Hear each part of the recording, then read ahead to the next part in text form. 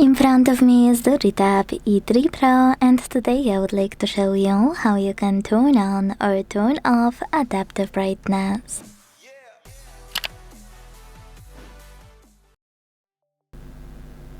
First of all, go into Settings and scroll to click on Display section available here.